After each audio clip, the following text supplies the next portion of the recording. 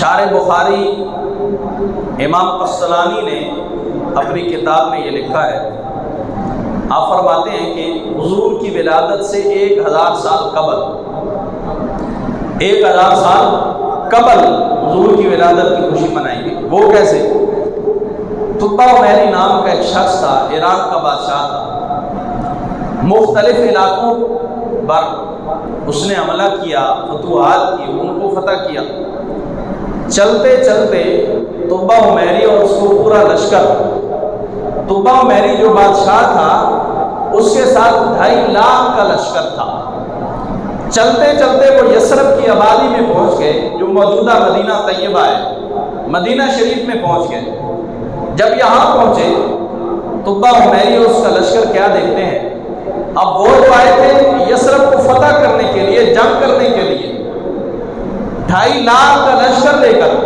اب مدینہ شریف کے لوگوں نے کیا کیا، اتنی خدمت کی کہ آگے سے پوری بوریاں کھجور کی بھر کے ان کی خدمت میں پیش کر دی۔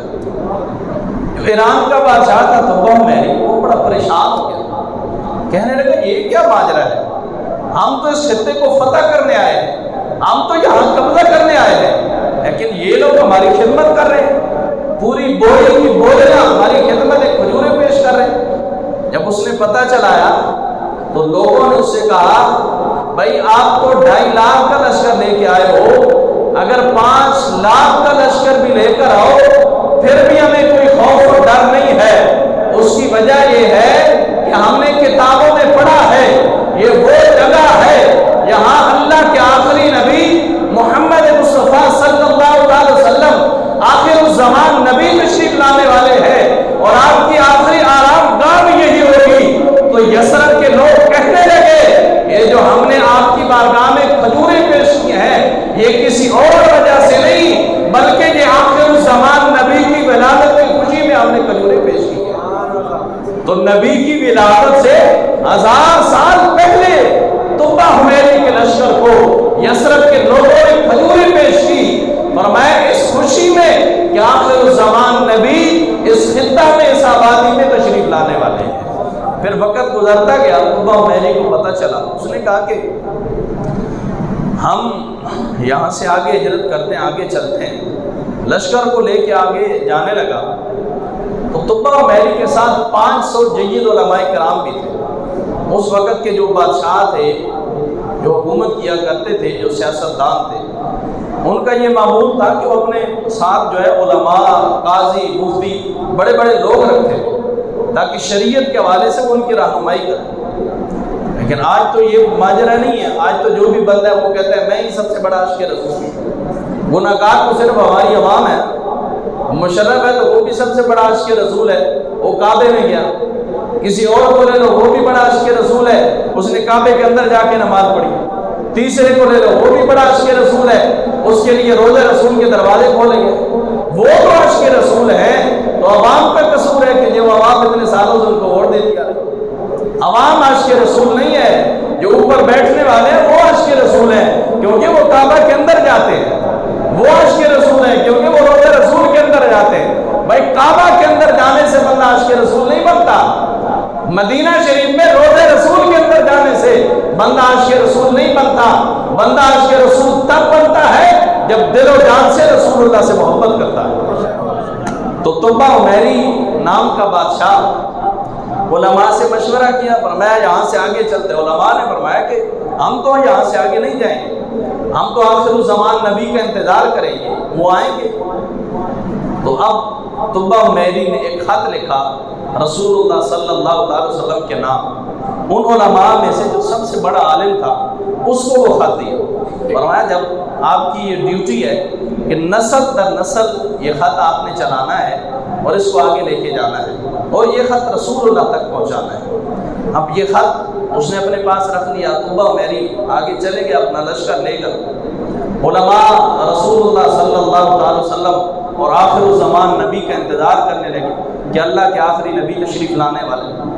وقت گزرتا گیا، حتیٰ کہ 1000 سال گزرنے کے بعد وہ وقت آیا کہ جب رسول اللہ صلی اللہ علیہ وسلم مدینہ طیبہ تشریف لے آ رہے تھے، تو پھر بچیاں یہ ترانہ پڑھ رہی تھیں، طلع البدر علینا، اور ہر طرف خوشی کا سما تھا، تو طبا عمیری نے اس وقت 500 گھر بنوائے تھے۔ ان 500 گھروں میں سے اس نے ایک گھر 2 منزلہ بنایا تھا۔ تو رسول اللہ صلی اللہ علیہ وسلم جس اونٹنی پہ تشریف فرما تھے، اب سارے لوگ آگے، ایک کہتا ہمارے گھر ہیں، دوسرے کہتا ہے یا رسول اللہ ہمارے گھر تشریف لائے۔ اب رسول اللہ نے فرمایا اس کی مہار چھوڑ دو، جہاں اس کی مرضی ہوگی چلی جائے گی۔ اب لوگ تو باتیں کرتے ہیں نبی کے بارے میں، کس کے بارے میں؟ نبی کے بارے میں۔ نبی کے پاس علم غیب نہیں، نبی کو دیوار کے پیچھے کا علم نہیں ہے۔ اب نبی کی اونٹنی کا یہ عالم ہے، کسی کے بتائے بغیر اس کو پتا ہے کہ میں نے اور کہیں نہیں جانا ہے، میں نے حضرت ابو ایوب انصاری کے گھر میں جانا ہے۔ تو پھر وہ اونٹنی کہیں اور نہیں گئی، وہ سیدھی جا کے حضرت ابو ایوب انصاری کے گھر میں گئی۔ پھر بعض لوگوں میں یہ بھی مشہور ہے کہ ابو ایوب انصاری ایک غریب تھے، رسول اللہ صلی اللہ علیہ وسلم غریبوں کو پسند فرماتے ہیں، ان سے پیار کرتے ہیں، پیار ضرور کرتے ہیں، لیکن حضرت ابو ایوب انصاری غریب نہیں تھے، وہ مدینہ شریف کے تاجر تھے، اور جس گھر میں ابو ایوب انصاری رہتے تھے وہ طبا عمیری جو اس وقت بادشاہ تھا، اس نے وہ گھر بنوایا تھا، کسی اور کے لیے نہیں، رسول اللہ کے لیے بنوایا تھا۔ اور ابو ایوب انصاری اور آپ کی فیملی کسی اور وجہ سے نہیں، بلکہ اس گھر کی حفاظت کے لیے رسول اللہ کا انتظار فرما رہے تھے۔ تو رسول اللہ جب تشریف لے کے آئے، اونٹنی مبارک سیدھی اس گھر میں جا کے بیٹھ گئی۔ اب ابو ایوب انصاری نے وہ خط جو طبا عمیری نے دیا تھا نا ہزاروں سال پہلے، وہ خط سنبھالنے کے لیے ایک ابو لیلہ نامی غلام رکھا ہوا تھا جس کے پاس وہ خط پڑا تھا۔ اب جو ہی حضور تشریف لائے، دروازے کے اندر داخل ہوئے، ابو ایوب انصاری گھر نہیں تھے، تجارت کے سلسلے میں کہیں باہر گئے ہوئے تھے۔ جو ہی رسول اللہ اندر داخل ہوئے، ابو لیلہ سے پوچھنے لگے، فرمایا وہ خط کہاں ہے؟ فرمایا وہ خط کہاں ہے؟ ہزاروں سال پہلے طبا عمیری نے دیا تھا، یہ خط رسول اللہ تک پہنچانا ہے۔ ابھی رسول اللہ دنیا میں تشریف نہیں لائے، لیکن ہزاروں سال بعد جو ہی گھر میں داخل ہوئے، پہلا سوال یہ کرتے ہیں وہ خط کہاں ہے؟ بھائی ابھی بھی یقین نہیں ہے، رسول اللہ کے علم کے بارے میں جو لوگ باتیں کرتے ہیں، رسول اللہ کو کچھ پتہ نہیں ہے۔ ارے ہم لوگ کن چکروں میں پڑ گئے، ایک طرف تو ہم دعویٰ کرتے ہیں غلامی رسول میں موت بھی قبول ہے، دوسری طرف ہم کہتے ہیں رسول اللہ کو جانتے نہیں ہیں۔ کیسی محبت ہے حضور صلی اللہ علیہ وسلم کے ساتھ۔ اب رسول اللہ داخل ہوئے نا، پوچھا وہ خط کہاں ہے؟ آپ نے وہ خط نکال دیا۔ اب اس خط میں لکھا کیا تھا؟ طبا عمیری نے لکھا تھا کہ یا رسول اللہ صلی اللہ علیہ وسلم، اگر میں آپ کا زمانہ پاتا تو اپنے پورے لشکر سمیت آپ پر ایمان لے آتا۔